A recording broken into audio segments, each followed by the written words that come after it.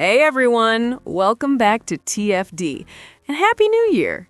Seriously, I hope this year brings you happiness, success, and a bunch of new chances. Let's keep the good vibes going.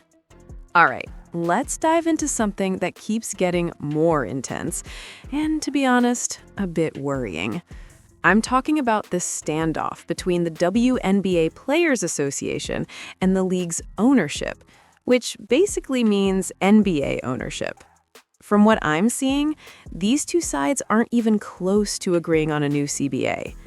A new report just dropped, and it spells out how much money the league would lose if owners went with the players' union's latest offer. The numbers are wild. I'm honestly not sure how anyone could submit that proposal with a straight face. When you look at those losses, you start asking some tough questions. If the league is already losing money, how does taking on a deal like this add up? Right now, I'm starting to think the WNBA's long-term future is actually at risk. At some point, you have to wonder, what's the point of keeping the league running if the numbers just don't make sense? This came out last night. ESPN, reported by Alexa Philippou. Here said, as negotiations between the WNBA and the Women's National Basketball Players Association over a new collective bargaining agreement near the January 9th deadline, the two sides remain far apart on several key issues, most notably revenue sharing, what should qualify as revenue, and how expenses should be accounted for. And honestly, if they refuse to budge on this revenue-sharing demand, the league could be in serious trouble. I'm not exaggerating. If the WNBA isn't willing to drop this, the league is done. It's over. They're not going to get it. Multiple sources familiar with the negotiations told ESPN on Wednesday that the WNBA is projecting a recent proposal from the WNBPA, the players' union, that would give players approximately 30% of gross revenue and include an estimated $10.5 million salary cap. Is that a joke? That simply cannot happen.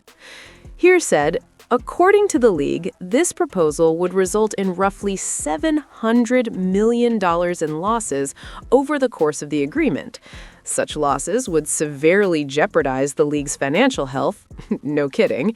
It would be like putting a silver bullet through the league. Sources said those projected losses would exceed the combined losses of the league and its teams over the first 29 years of the WNBA's existence. Let that sink in. Over a 3 or 4 year agreement, they would lose more money than they have lost in the past 29 years combined. The projections, sources said, were calculated using previously audited league financial information. Here said, but the union believes its revenue-sharing model still puts the league in a profitable position, a separate source close to the negotiations said, and calls the league's projected loss figure absolutely false, citing a discrepancy in whether expansion fees are factored in. Hold up. We'll get to this in a second, because there's no way they're actually this clueless. The league soon will grow to 18 teams. Portland and Toronto will debut in 2026, and Cleveland, Detroit, and Philadelphia recently paid $250 million each to join between 2028 and 2030. The league considers expansion fees a transaction that generates zero net revenue. New teams are out the expansion fee, but earn a fractional share of future league revenue, while pre-existing teams get a portion of the fee but lose a fractional share of future league revenue. Man, it's just like, let's just call it like it is. Some of these demands don't even come close to how pro sports actually work. You can't just keep expanding a league to patch up losses forever. That's not how any of this goes. Just look at the NFL. They haven't added teams in ages, and nobody over there is counting on expansion money to keep things afloat.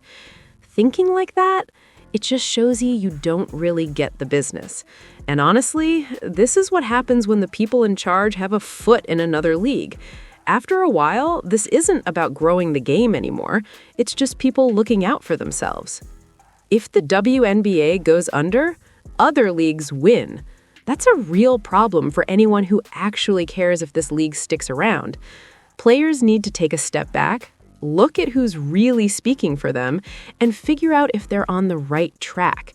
Because if they don't, there's a real chance they can't undo the damage.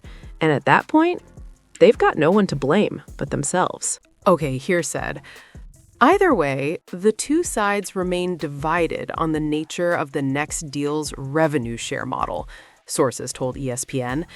The league has proposed a system where players would receive in excess of 50% of net revenue, essentially defined as revenue after subtracting expenses.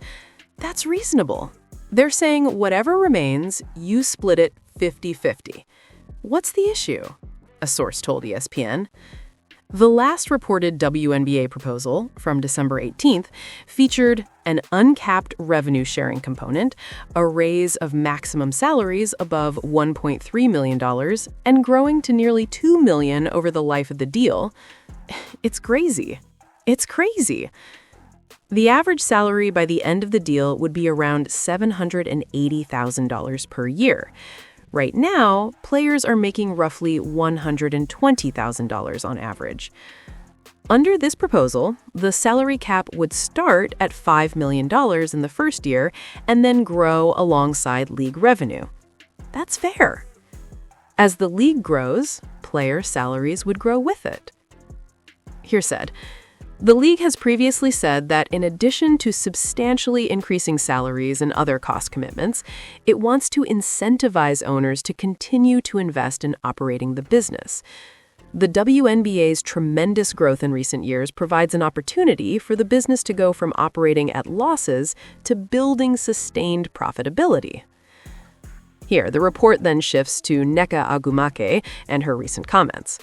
And it's worth noting she's headed to Project B, which just happens to be another potential competitor in this entire landscape. Now, here's the thing. More recently, as talks have continued, the union has proposed a lower salary cap closer to $10.5 million. Multiple sources familiar with the negotiations told ESPN. The WNBPA staff regularly provides members with written and verbal updates on the status of ongoing negotiations with the league and teams, the WNBPA said in a statement provided to ESPN when asked about the document. The players remain fully engaged and focused on securing a transformative agreement that delivers a meaningful share of the revenue their labor creates.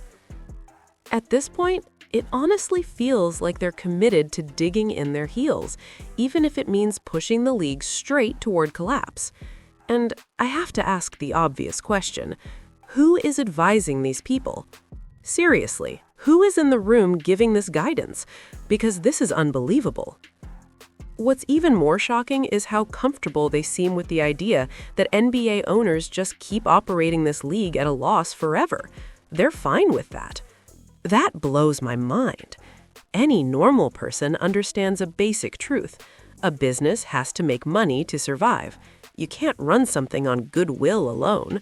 And let's be real. These owners have been keeping the WNBA afloat largely out of charity for years. Now, here's the critical part. The league finally has momentum. They have Caitlin Clark. They have a media rights deal that could actually push them into profitability. For the first time, there's a real path forward. But that only works if the players act reasonably.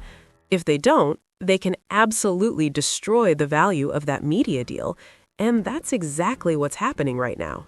And here, Adam Silver on Front Office Sports. Adam Silver says he could join WNBA negotiations.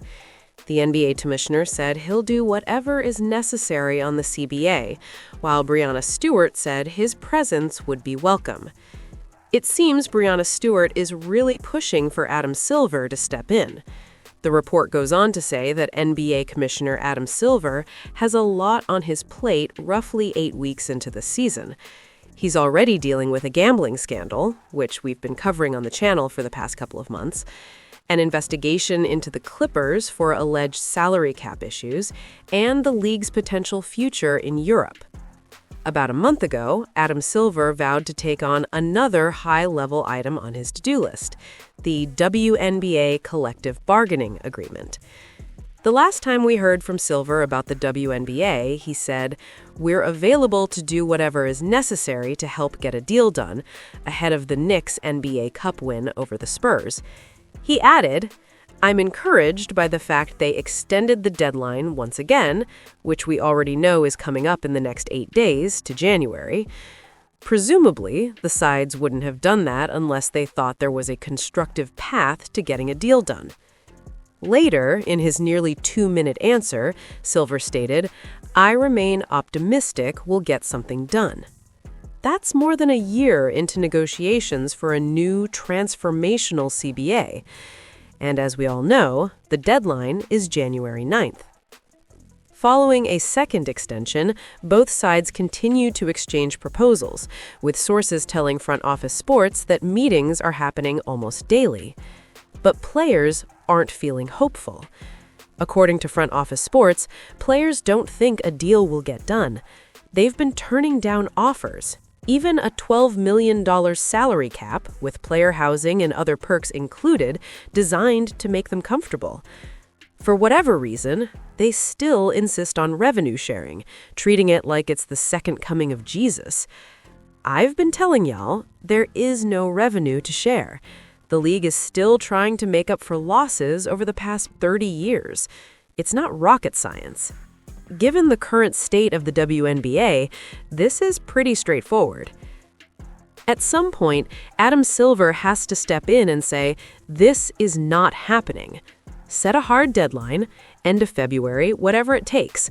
Because if this continues, a lockout is inevitable.